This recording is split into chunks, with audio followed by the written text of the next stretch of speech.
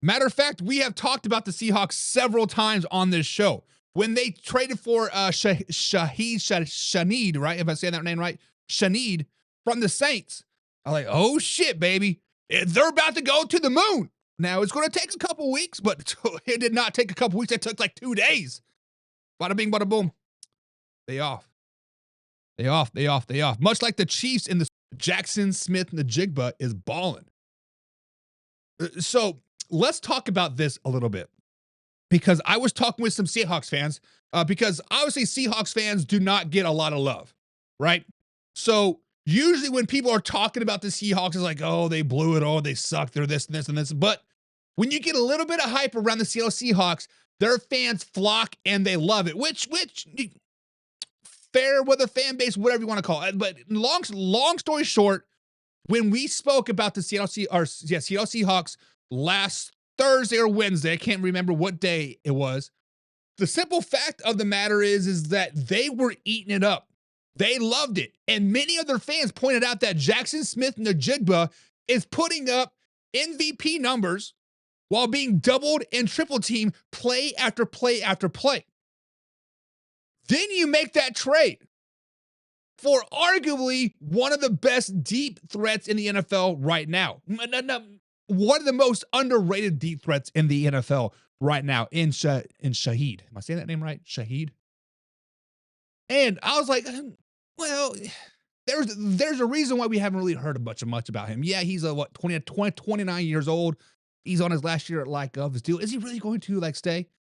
But then he started saying all the right things. I want to be here long term. I love it here. And of course, it's fair weather, whatever.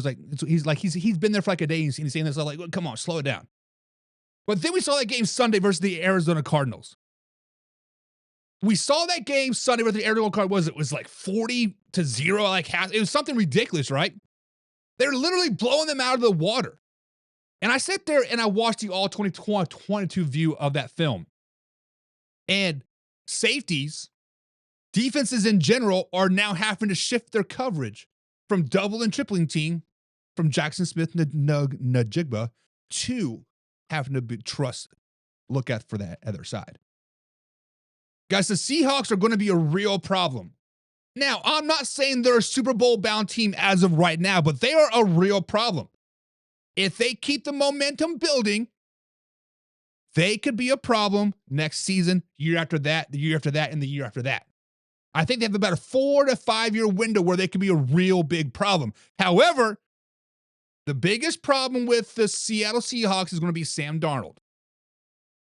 Because the same thing happened with the Minnesota Vikings last season. Sam Darnold was balling out all year long, flying under the radar, and then all of a sudden the light started shining a little bit brighter.